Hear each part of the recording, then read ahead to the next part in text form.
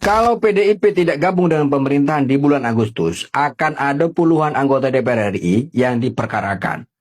Begitu selintingan kabar yang gua dengar dari petinggi partai koalisi pemerintahan sono. Partai sono. Ngeri kan? Ya ngeri lah. Aneh kan? Ya aneh lah.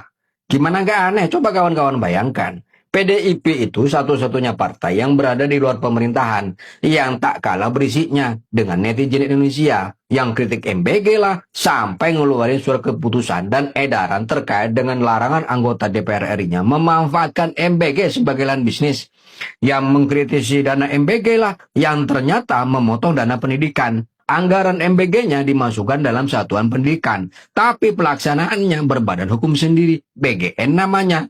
Kalau satuan pendidikan harusnya masuk dalam tata kelola Kementerian Pendidikan kan? Iya kan? Harusnya begitu kan? Aneh lah. Belum lagi PDIP yang kritisi BOP yang cacat aturan dan ahistoris. Gimana nggak dibilang cacat aturan? Lawang nggak pakai minta persetujuan DPR. Padahal undang-undang kita mengatur bahwa setiap keputusan diplomatik yang berdampak langsung harus minta persetujuan DPR. Paham? Belum lagi yang berisi masalah KDMP dan gerobaknya itu, yang impor dari India itu. Padahal industri otomotif dalam negeri kita lagi lesu-lesunya. Seharusnya melihat fakta ini, pemerintah mengutamakan industri dalam negeri dong. Gerindra. Approval rate hasil surveinya Pak Presiden kita, Presiden Prabowo Subianto, ternyata mayoritas 80% rakyat Indonesia percaya dengan Presiden kita. Jadi survei itu tergantung siapa yang bayar. Pada saat saya berjumpa dengan Presiden Prabowo, saya menyampaikan hal ini, bahwa kalau kita ingin mengembalikan marwah RUU KPK yang sedang dibahas di DPR ini adalah RUU usul inisiatif DPR. Saya tidak setuju terhadap beberapa substansi RUU inisiatif DPR ini yang berpotensi mengurangi efektivitas tugas KPK.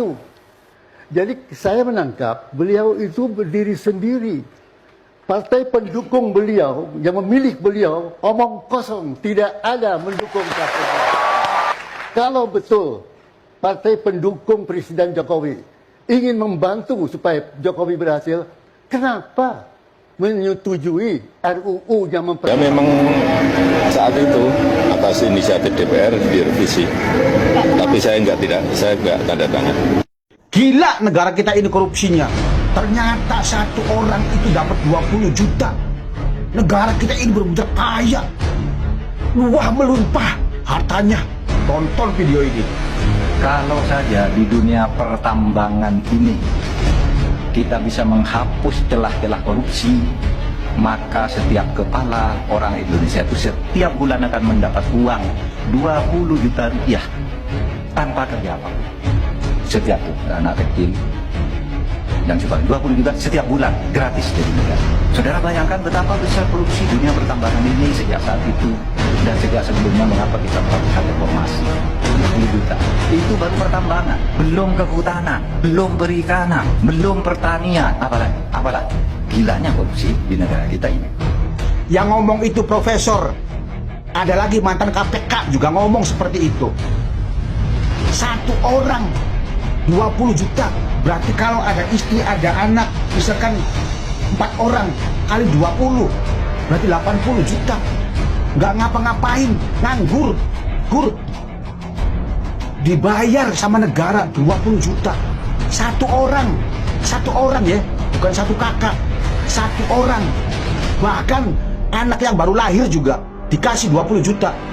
Betapa kayanya negara kita ini, laknat dan zolimnya negara ini. Astagfirullahaladzim, korupsi ya, ugal-ugalan korupsi.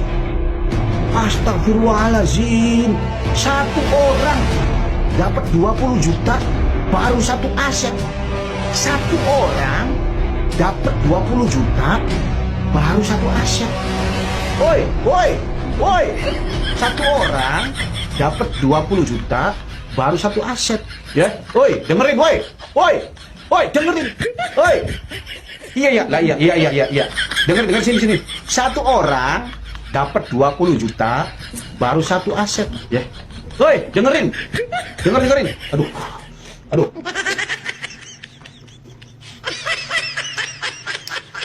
Satu orang dapat 20 juta baru satu aset, ya.